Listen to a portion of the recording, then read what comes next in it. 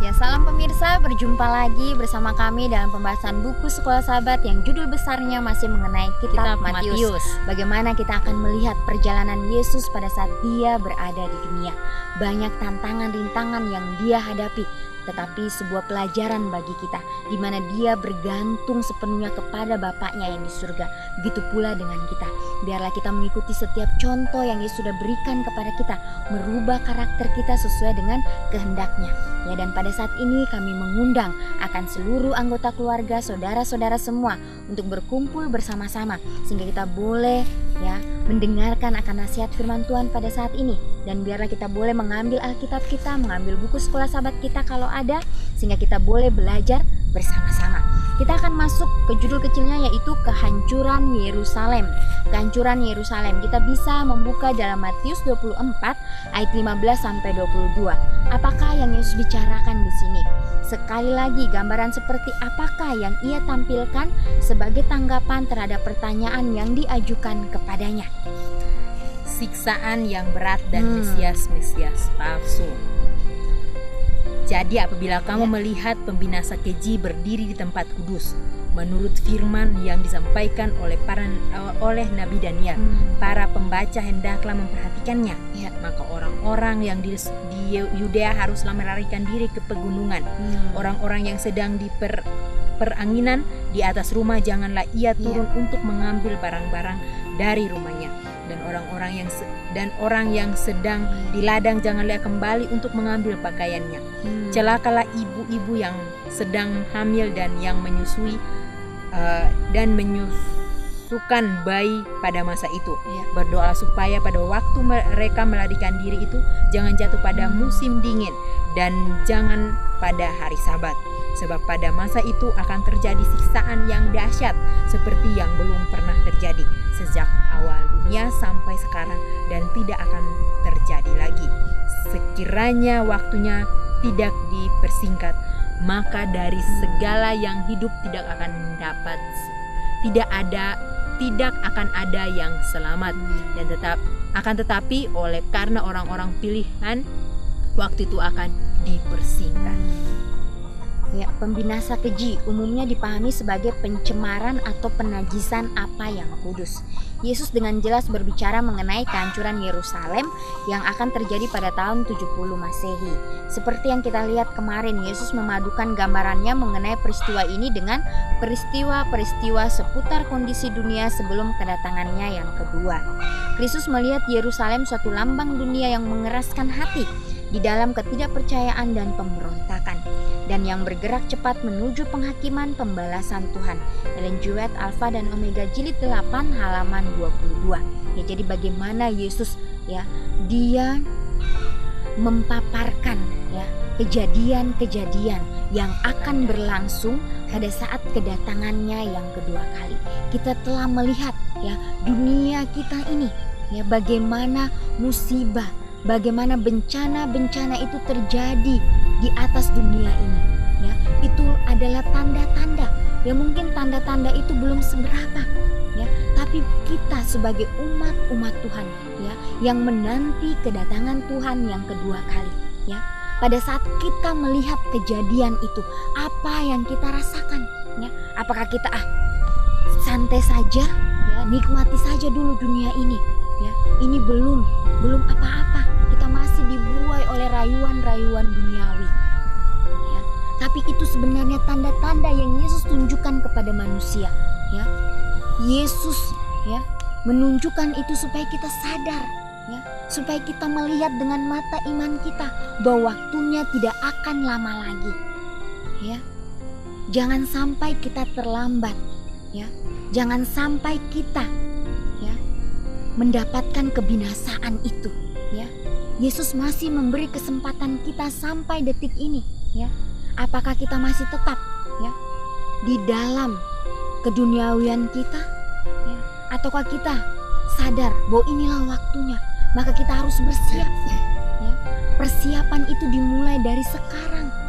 Mungkin persiapan itu Tuhan sudah amarkan dari lalu, tetapi kita masih saja belum sadar. Bagaimana kita bisa melihat semuanya itu dengan mata iman, ya tentunya kita harus ya terus mempelajari firman Tuhan. Bukan hanya terus mempelajari, tapi biarlah pada saat kita belajar, kita renungkan itu dan kita praktekkan di dalam kehidupan kita setiap harinya.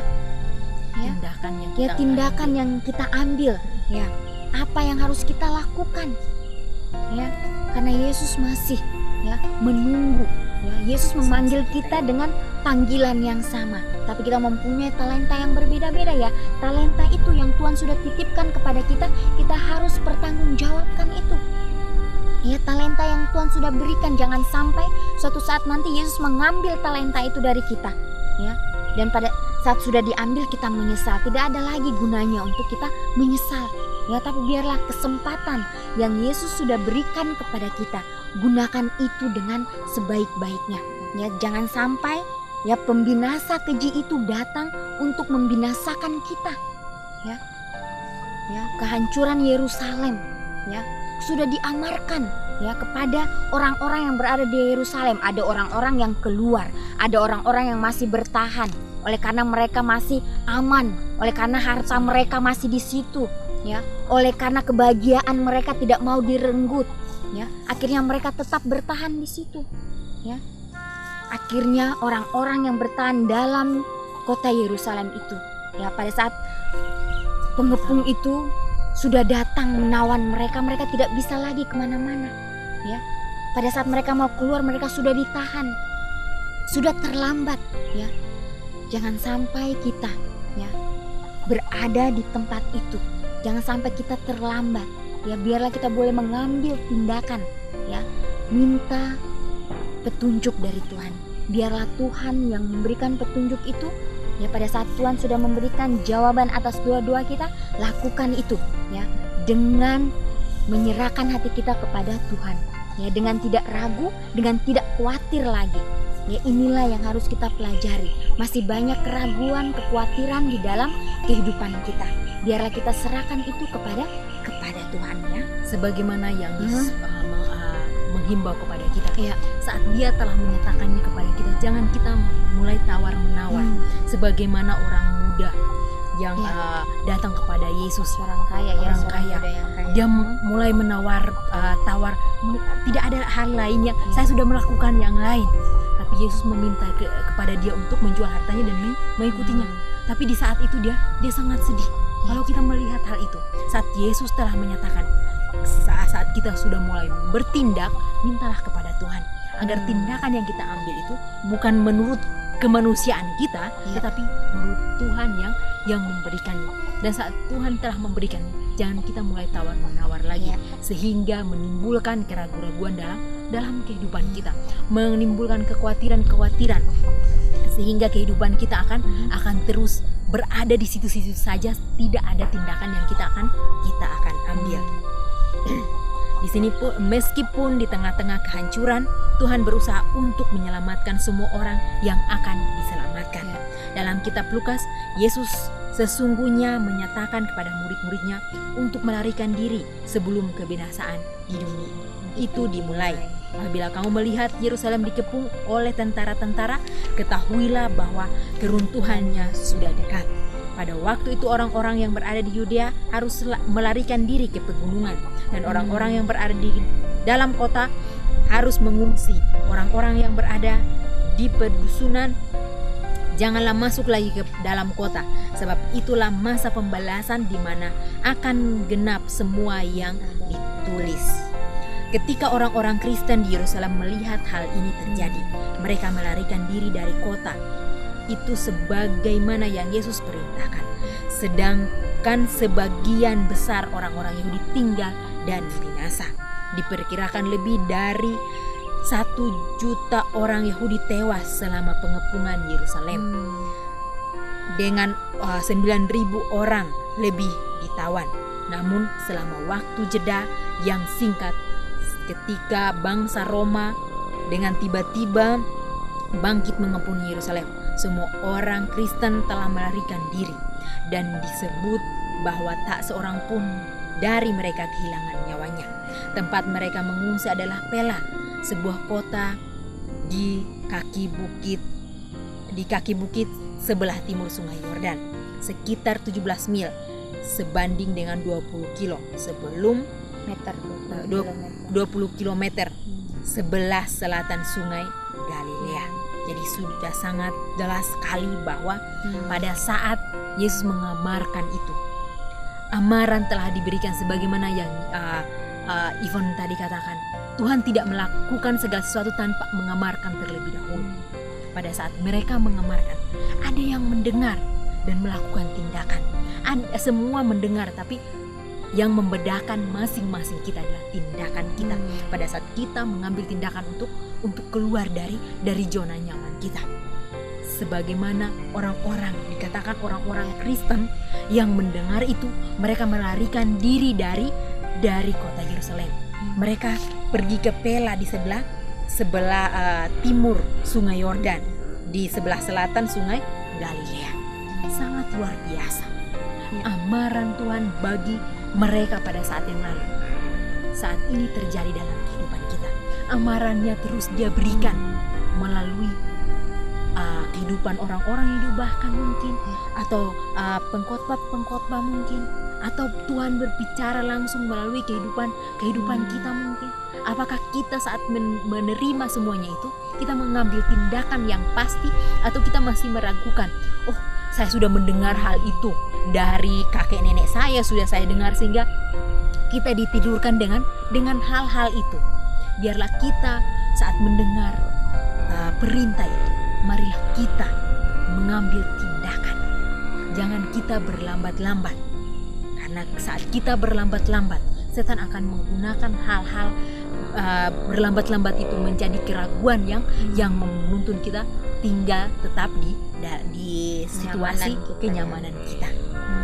Dan saat kita mendengar ini, biarlah pelajaran ini bukan menakut-nakuti kita untuk mengambil tindakan tanpa meminta petunjuk daripada Tuhan. Tapi saat kita mendengar ini, biarlah kita datang sepenuhnya ke dalam tangan Tuhan, meminta dengan sungguh-sungguh. Tindakan apa yang kita akan lakukan, tanyakan kepada Tuhan. Maka Dia akan memberikan kita jawaban-jawaban. Kita harus jangan karena emosi kita mengambil tindakan itu, tapi biarlah kita menyerahkan dengan sungguh-sungguh. Karena setiap tindakan akan kita hadapi mungkin tantangan-tantangan yang akan membuat kita hampir menyerah. Tapi janganlah sampai kita menyerah. Karena saat kita terus meminta kepada Tuhan, maka Dia akan menguatkan kehidupan kita. Hari demi hari, pengalaman demi pengalaman, saat kita bersama-sama dengan Tuhan, maka pengalaman itu akan menguatkan kita pada saatnya nanti. Kalau atau sandalo itu datang, maka kita sudah matang dalam situasi atau pengalaman itu, sehingga akan lebih mudah kita menyerahkan setiap kehidupan kita ke dalam tangan Tuhan. Kalau kita mau nanti saatnya tiba baru saya mengambil keputusan, kita akan binasa pada akhirnya, karena kita tidak mempunyai pengalaman bersama dengan Yesus setiap hari. Pengalaman bersama Yesus setiap hari akan menyangkupkan kita pada peristiwa yang besar itu nantinya. Ya, biarlah pada saat kita mendengarkan nasihat firman Tuhan pada saat ini, ya, biarlah kembali lagi kita datang kepada Tuhan, ya, meminta rencana yang kita sudah lakukan, rencana-rencana yang kita sudah buat, serahkanlah itu kepada Tuhan, ya, dan biarlah hari demi hari kita boleh menjadi terang bagi orang-orang di sekitar kita. Ya, biarlah kita mempraktekkan setiap karakter Yesus yang Yesus sudah contohkan bagi kehidupan kita setiap harinya. Ya, kita tidak salah kita berada di lingkungan, tetapi biarlah ya kita meminta hikmat kebijaksanaan kepada Tuhan. Ya, sehingga Tuhanlah yang menunjukkan apa yang harus kita lakukan. Ya, minta kepada Tuhan. Ya, sehingga Tuhan akan menunjukkan itu kepada kita. Ya, pada saat Tuhan sudah jawab apa yang sudah kita minta, lakukan itu dengan sepenuh hati kita. Ya, lakukan itu dengan ketulusan hati kita. Ya, jangan sampai kita menimbulkan lagi keraguan di dalam kehidupan kita.